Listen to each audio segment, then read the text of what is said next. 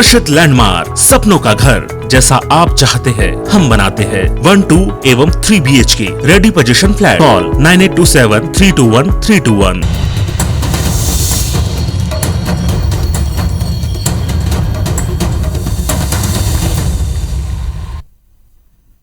नमस्कार, मैं हूं आकांक्षा और आप देख रहे हैं IBC 24। छत्तीसगढ़ से जुड़े हमारे इस खास बुलेटिन में आप सभी का स्वागत है। शुरुआत करते हैं बुलेटिन की और देखते हैं खबरें विस्तार से। तो पेट्रोल डीजल में महंगाई को लेकर केंद्र सरकार के खिलाफ छत्तीसगढ़ कांग्रेस ने आज भिलाई से जन जागरण अभियान की शुरुआत कर दी है। इस 5 किलोमीटर की पदयात्रा में मुख्यमंत्री भूपेश बघेल, गृह मंत्री ताम्रध्वज साहू, प्रदेश कांग्रेस अध्यक्ष मोहन मरकाम के साथ सैकड़ों कांग्रेस कार्यकर्ता शामिल हुए। पदयात्रा के बाद भिलाई के लाल मैदान में आम सभा को संबोधित करते हुए सीएम भूपेश बघेल ने केंद्र सरकार पर जमकर निशाना साधा। उन्होंने कहा कि 5 राज्यों में बीजेपी चुनाव हारेगी तो पेट्रोल और डीजल के दाम साल 2014 से बढ़ेंगे। सीएम ने कहा कि केंद्र सरकार को पेट्रोल और डीजल में एक्साइज के अलावा सेस भी कम करना चाहिए। पंडित नेहरू की जयंती के मौके पर सीएम भूपेश बघेल ने कहा कि नेहरू जी ने भिलाई स्टील प्लांट की स्थापना की थी, लेकिन आज केंद्र की सरकार बीएसपी को उद्योगपतियों को बिकने देना चाहती है। सीएम भूपेश बघेल ने कहा कि छत्तीसगढ़ में चुनाव आते आते किसानों को धान का दाम 2800 रुपए मिलेगा।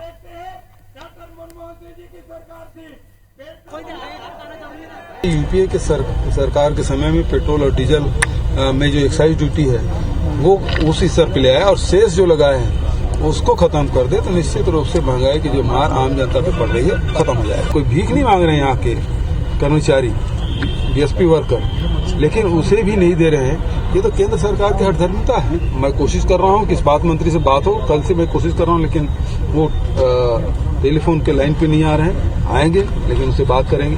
बस करो मोदी सरकार, गद्दी छोड़ो मोदी सरकार। हम पूरे देश में, पूरे छत्तीसगढ़ में आह्वान कर रहे हैं कि जिस ढंग से मोदी सरकार ने बेतहाशा महंगाई बढ़ाई है, आम जनता के जेब में डाका डाला है, आम जनता के जेब में लूटने का काम किया है। छत्तीसगढ़ में नई शिक्षा नीति तैयार करने के लिए 2 दिवसीय राष्ट्रीय शिक्षा समागम कार्यक्रम की रायपुर में शुरुआत हो चुकी है। कार्यक्रम में शिक्षा नीति का प्रस्ताव रखते हुए मुख्यमंत्री भूपेश बघेल ने कहा कि अब छत्तीसगढ़ के स्कूलों में इंटरनेशनल मानकों के अनुसार सिलेबस तैयार कर पढ़ाई कराई जाएगी, जिससे यहां से पढ़कर निकले बच्चे अंतर्राष्ट्रीय स्तर की प्रतिस्पर्धा में सफल हो सके। उन्होंने कहा कि प्रदेश में शिक्षा के अधिकार के तहत निःशुल्क शिक्षा को 8वीं से बढ़ाकर 12वीं तक किया जाएगा। प्रदेश में नर्सरी और केजी संकल्पना के आधार पर बालवाड़ी स्कूल खोले जाएंगे, जहां पर 3 से 6 साल के बच्चों को प्री स्कूल की पढ़ाई कराई जाएगी। प्रदेश की प्रस्तावित शिक्षा नीति में व्यावसायिक पढ़ाई पर जोर दिया जाएगा। साथ ही स्कूल के दिनों से ही बच्चों को राष्ट्रीय स्तर की प्रतियोगी परीक्षाओं के लिए तैयार किया जाएगा। छत्तीसगढ़ पाठ्य पुस्तक निगम की ओर से प्रतियोगी परीक्षा के लिए पुस्तकें तैयार कर स्कूलों में बांटी जाएंगी और प्रदेश की स्कूल शिक्षा नीति साल 2030 को तैयार करने में इस 2 दिवसीय कार्यक्रम की महत्वपूर्ण भूमिका होगी। कार्यक्रम में देश भर के शिक्षाविदों को आमंत्रित किया गया है। प्रदेश भर से आए शिक्षक कोरोना काल में इजाद की गई पढ़ाई की नई तकनीक पर अपने अनुभव साझा करेंगे। छत्तीसगढ़ स्कूल शिक्षा 2030 विजन है, जिसमें हम 4 काम मुख्य रूप से करेंगे। एक बालवाड़ी, जिसमें 3 से 6 वर्ष के बच्चों के लिए प्री स्कूल संचालन प्रारंभ किया जाएगा।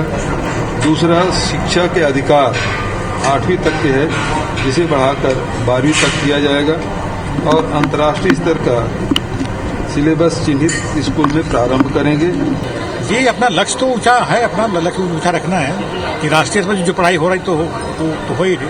उसके अलावा हमारा लक्ष्य है कि एक अंतर्राष्ट्रीय स्तर पर भी शिक्षा की पढ़ाई यहाँ पर हो, ताकि यहाँ से बच्चे निकल के जो अंतर्राष्ट्रीय स्तर पर पहुंच सकता है।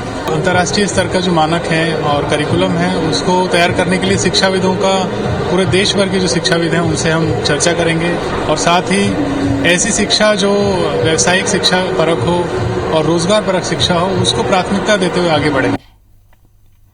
13 दिसंबर से छत्तीसगढ़ शीतकालीन विधानसभा सत्र की शुरुआत होने वाली है। छत्तीसगढ़ विधानसभा के शीतकालीन सत्र से पहले विधानसभा अध्यक्ष डॉक्टर चरणदास महंत का एक बड़ा बयान सामने आया है। उन्होंने कहा कि अगर कोरोना कम नहीं हुआ तो आम लोगों को एंट्री नहीं मिलेगी। कोरोना की तीसरी लहर का डर है, इसलिए कोरोना प्रोटोकॉल का पालन करना जरूरी है। उन्होंने आगे कहा कि पिछले विधानसभा में हमने लोगों को दर्शकों के तौर पर नहीं आने दिया था और अगर कोरोना के मामले ज्यादा हुए तो इस बार भी दर्शकों को विधानसभा में एंट्री नहीं दी जाएगी। बाल जयंती के दौरान चरणदास महंत ने पूर्व प्रधानमंत्री जवाहरलाल नेहरू के चित्र पर पुष्प अर्पित कर उन्हें याद किया। 13 तारीख से सत्र आहूत की गई है और जिस ढंग से नवंबर में हम देखेंगे कि अगर कोई कोरोना से मुक्ति मिल जाती है तो जो कोरोना के लिए कुछ छूट दे सकते हैं, जैसे पिछले बार हम लोगों ने दर्शकों को आने नहीं दिया था।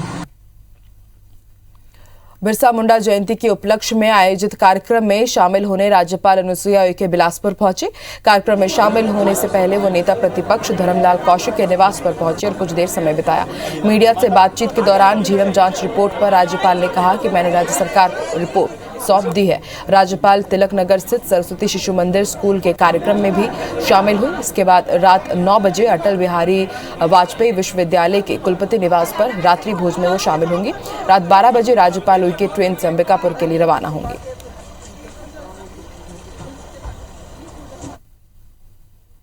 कल बिरसा मुंडा जयंती है और उस उपलक्ष्य में ये जो वनवासी कल्याण आश्रम द्वारा जो गौरव दिवस का एक कार्यक्रम रखा है और उसी कार्यक्रम में मैं शामिल होने आई हूँ। बीजेपी की सूचना के अधिकार प्रकोष्ठ की आयोजित प्रदेश कार्य समिति की बैठक में छत्तीसगढ़ सरकार की नाकामी को उजागर करने के लिए रणनीति बनाई गई, जिसके तहत बीजेपी अब राज्य सरकार में होने वाले भ्रष्टाचार को दस्तावेज के साथ सामने लाएगी, जिसके लिए अलग से वेबसाइट बनाई जाएगी। बीजेपी ने अब तक भ्रष्टाचार के करीब 500 मामलों के दस्तावेज निकाल लिए हैं। इस बैठक में प्रदेश अध्यक्ष विष्णुदेव साय, नेता प्रतिपक्ष धर्मलाल कौशिक भी मौजूद रहे। प्रकोष्ठ के प्रदेश संयोजक ने कहा कि हर पदाधिकारी को और सदस्य को भ्रष्टाचार के मामले उजागर करने का लक्ष्य दिया गया है। में लगातार भ्रष्टाचार की शिकायतें जो है जनता के द्वारा मिल रही है।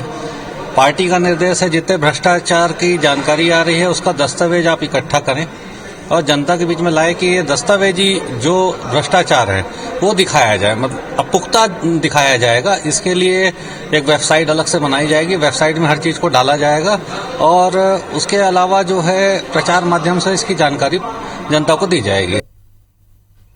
गढ़चिरौली पुलिस नक्सली मुठभेड़ मामले में गढ़चिरौली के एसपी अंकित गोयल ने प्रेस कॉन्फ्रेंस कर मामले की जानकारी दी, जिसमें उन्होंने कहा कि खुफिया जानकारी के आधार पर एएसपी सौम्या मुंडे के नेतृत्व में C60 और विशेष कार्रवाई समूह ने नक्सल विरोधी अभियान शुरू किया, जिसमें पुलिस और नक्सलियों के बीच लगभग 9.5 घंटे तक फायरिंग हुई। जवानों के दबदबे को देखकर नक्सली भाग गए। गोलाबारी खत्म होने पर मौके पर तलाशी ली गई, जहां नक्सलियों के 26 शव बरामद किए गए। साथ में भारी मात्रा में हथियार और गोला बारूद भी बरामद किए गए हैं। 26 में से 16 नक्सलियों की पहचान की जा चुकी है, जिसमें इनामी नक्सली मिलिंद तेलतुमड़े भी शामिल है। बाकी 10 नक्सलियों की पहचान की जा रही है। वहीं सुकमा के एसपी ने कहा कि गढ़चिरौली में मारे गए कुछ नक्सली सुकमा और बीजापुर के निवासी है, जो भटक कर नक्सलियों के साथ चले गए थे। उन्होंने ऐसे भटके युवाओं से सरेंडर करने की अपील कही है।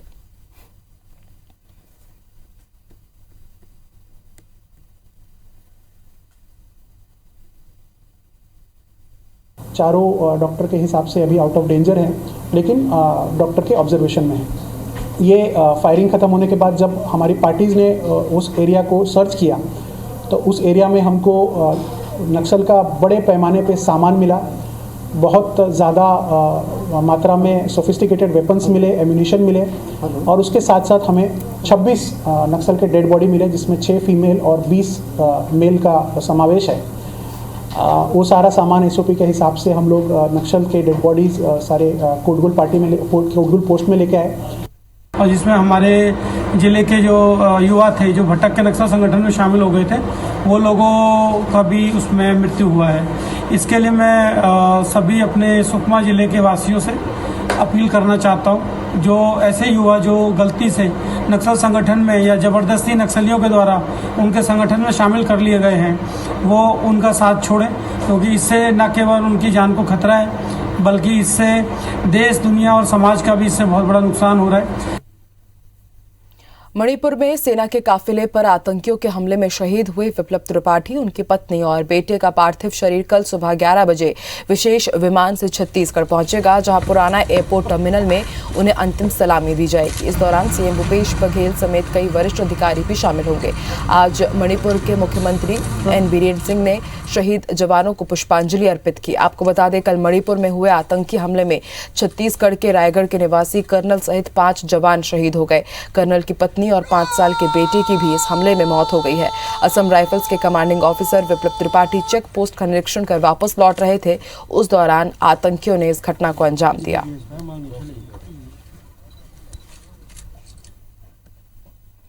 रायगढ़ लोकसभा की सांसद गोमती साय कर्नल विप्लव त्रिपाठी के घर पहुंची और परिजनों से उन्होंने मुलाकात कर शोक संवेदना व्यक्त की।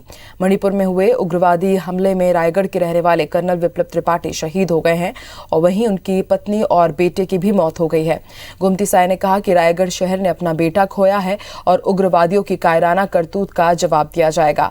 सांसद ने हमले की कड़ी निंदा की है। रायगढ़ विधायक और पिछड़ा वर्ग विकास प्राधिकरण के उपाध्यक्ष प्रकाश नायक भी कर्नल विप्लव त्रिपाठी के घर पहुंचे और शोक संवेदना व्यक्त की।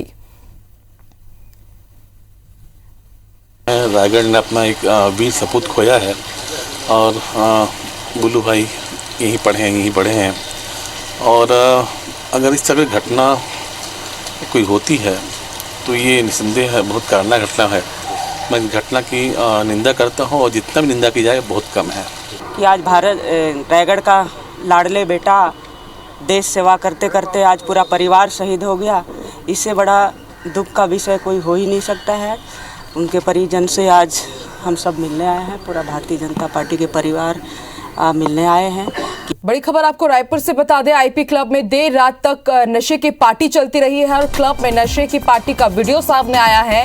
नियमों की अनदेखी करते हुए बेधड़क नशे का सामान परोसा गया है और इसी बीच 2 पक्षों में भी भारी विवाद हुआ है। हालांकि अभी तक इसकी आधिकारिक पुष्टि नहीं हो पाई है। शिकायत मिलते ही एसपी ने आबकारी विभाग को पत्र भी लिखा है। बार लाइसेंस निरस्त करने के लिए आबकारी विभाग को पत्र लिखा गया है। तस्वीरें भी हम आपको दिखा रहे हैं। बीती रात 4 बजे तक क्लब में बेधड़क नशे का सामान परोसा गया। मंदिर हसौद थाना क्षेत्र के नवा रायपुर में ये क्लब स्थित है और तस्वीरें आप देखिए किस तरह से। इन तस्वीरों को देखकर के आप अंदाजा लगा सकते हैं कि लगातार सरकार और प्रशासन सख्त कार्रवाई कर रही है, लेकिन उसके बाद भी संचालक मान नहीं रहे हैं। और ज्यादा जानकारी के लिए बात करेंगे हमारे सहयोगी तहसीन से। तहसीन, लगातार कार्रवाई की जा रही है लेकिन उसके बाद भी बेधड़क किस तरह से नशे का सामान परोसा जा रहा है आईपी क्लब में, इसकी तस्वीरें सामने आई हैं। आकांक्षा, देखिए ये जो क्लब है कल देर रात की ये घटना है। बताया जा रहा है कि ये नया रायपुर जो है वहाँ पे ये आईपी क्लब है। वहाँ पे देर रात तक वहाँ पे नशे की पार्टी वहाँ पे चली है और काफी बेधड़क और बेखौफ होके वहाँ पे नशा परोसा गया है। जिस तरीके से हमारे दर्शक उसमें विजुअल में देख पा रहे हैं और जिस तरीके से शासन प्रशासन एवं राज्य सरकार भी इस बात के सख्त निर्देश दिए हैं कि नशे का जो कारोबार है पूरी तरह से बंद होना चाहिए। उसके बावजूद बेधड़क बेखौफ होके जो संचालक हैं वो वहाँ पे जिस तरीके से नशा परोस रहे हैं वही नहीं, इसके अलावा माना इलाके में भी एक महफिल कैफे है, वहाँ पे भी काफी देर रात वहाँ पे हंगामा हुआ है। वहाँ हुक्का पिलाया गया है, इस बात की पुष्टि हुई है। और उसके बाद जो है हालांकि पुलिस जो है अभी इस बात की पुष्टि वहाँ कर रही है और इस बात के लोगों को वहाँ तलाश रही है कि वहाँ किसके द्वारा पिलाया जा रहा था। लेकिन ये एक बड़ी घटना सामने आई है कि वहाँ आईपी क्लब में इसमें एक बात और सामने आई है कि वहाँ पे कल 2 पक्षों में जमकर विवाद भी हुआ है, इस बात की भी खबर है। अभी हालांकि पुलिस इस बात की पुष्टि नहीं कर रही, लेकिन वो बिल्कुल तहसील देखने वाली बात होगी। शिकायत पत्र लिखा गया है आबकारी विभाग को, आगे क्या कुछ कार्रवाई होती है। शुक्रिया पूरी जानकारी के लिए। इस बुलेटिन में फिलहाल इतना ही। आप देखते रहिए IBC 24। नमस्कार।